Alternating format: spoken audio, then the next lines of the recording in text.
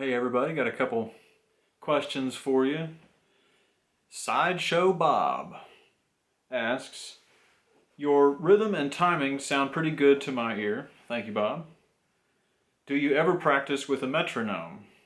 How do you feel about metronomes in general? When I use one for practice, I notice I tend to speed up through difficult passages of a tune. I guess I'm asking, what's the best way to work on rhythm? Well, Bob, that's a good question. I do not use, I never do practice with a metronome. I never did practice with the metronome.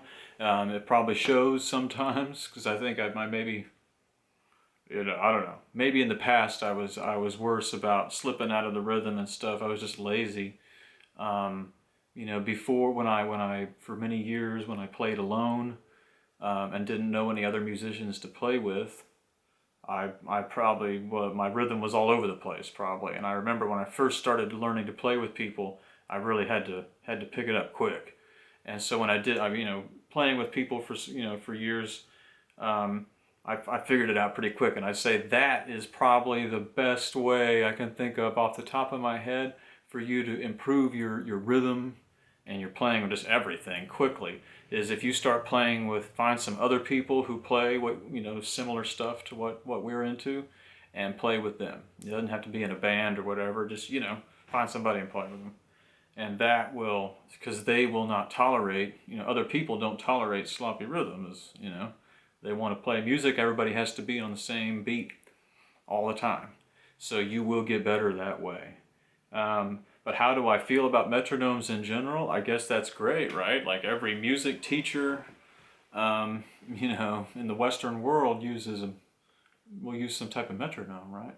So there must be something to them. It can't be bad. I mean, that is the rhythm. That is the beat. Can't argue with the metronome, right? So if you have a metronome, I would say use it. That's great. If I didn't have a metronome, I wouldn't rush out and get one. So thank you, Bob. Great question. I'm gonna get another one here. This is from Kit Wells.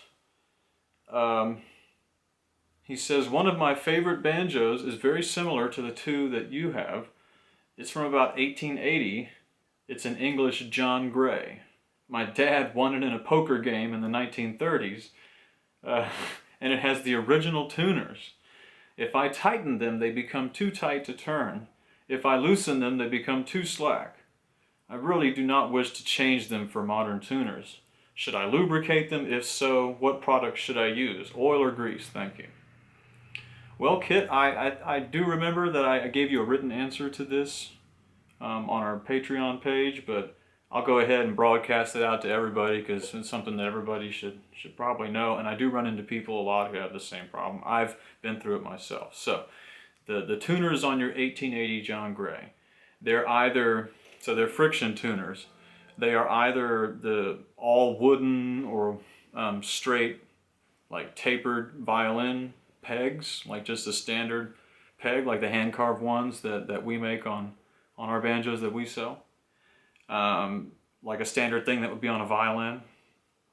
Or they're the more modern friction tuners that are basically like two pancakes that you screw them together with the peg head of your banjo in the middle, and you screw these two metal things together. There's a tuner knob back here, and then the post that holds the string up here, and it's sort of more of a screw thing. I'm thinking that's probably what you have as the latter.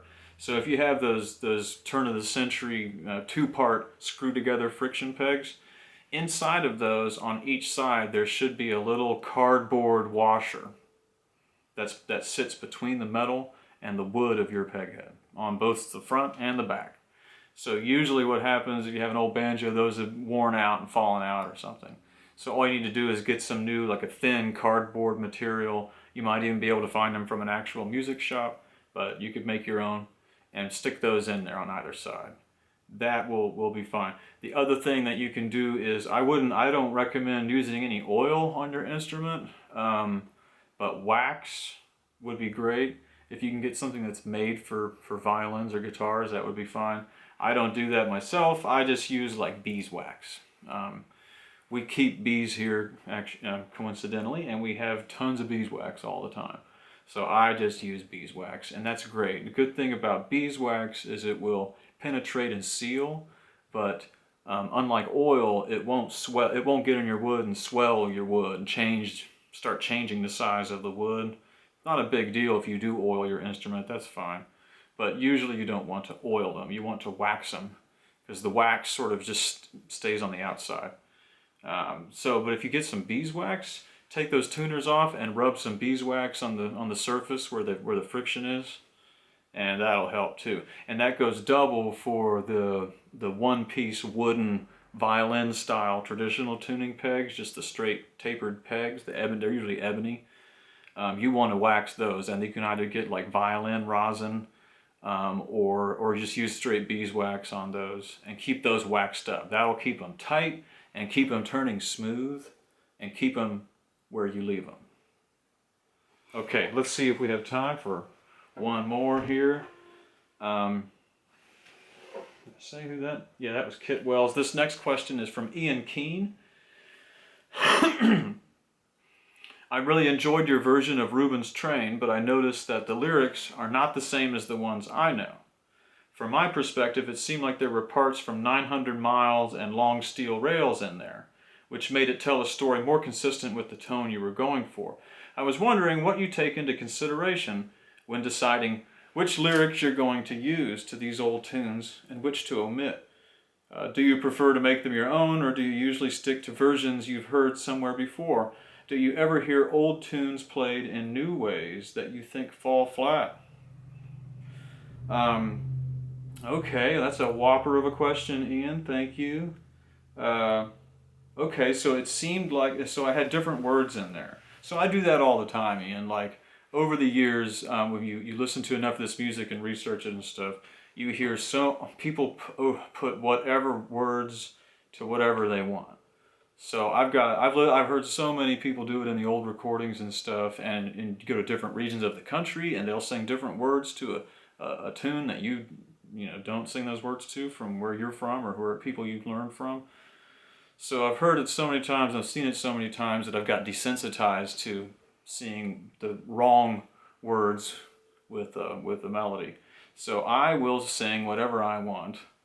That I, within reason. I try not to get too crazy with it because I want people to recognize what I'm doing. But if I know people will just they'll catch it, but it won't totally throw them off, I'll throw in the off the wall verse, or I'll make up my own verse. In the version of Hills of Mexico that I play, which I learned from the recording of Roscoe Holcomb, I made up a verse in there. But you can hear it. Pick out the verse towards the end. About the cowboy getting killed and stuff, and how they ran away and left him. I made that verse up to that song, so you should do that too. Fit in something like that. And there were parts of 900 Miles and Long Steel Rail in there. Yeah, I mean, from my perspective, in my mind, 900 Miles, Long Steel Rail, Reuben's Train, those are all the same song. It's just three different names for the same song. 500 Miles. 500 Miles from My Home, all that, whatever they want to call it. It's basically one song, and I just call it Reuben. That works for me. Okay, cool. Well, what do you take into consideration? Okay, I guess I explained that. Do you prefer to make them your own? Yeah, okay, I like to stick to the old version. I like to stick to the old way, but I always make it my own, and I urge you to do the same. That helps keep it alive. That's what our ancestors did. The music that we're trying to emulate, they didn't copy it word for word from the people they learned it from. So nor should we, in my opinion. And nor could we. All these people who try to mimic, like Kyle Creed, for example, the way he played his, round peak style banjo, if you will. All the thousands of people who try to utterly mimic that style, like a typewriter copying out, the works of Shakespeare, letter for letter. That's not what Kyle Creed was trying to do, so why would we try to mimic his music that way? No, make it your own. Of course. And do you ever hear old tunes played in new ways that you think fall flat? Sure. I'm not going to name any names or bring up any specifics or stuff, but sure, definitely, you hear people do that. But I will say, to end on a positive note with this Q&A, I will say that I very often hear old tunes played in new ways that I think are great. People do a fantastic job breathing new life into a great old song. And that's what I try to do, and that's what I urge all of you guys to do as well. And with that, I'm going to end this Q&A. It's getting to be a little bit long. And I'll talk to y'all later. Thanks for watching.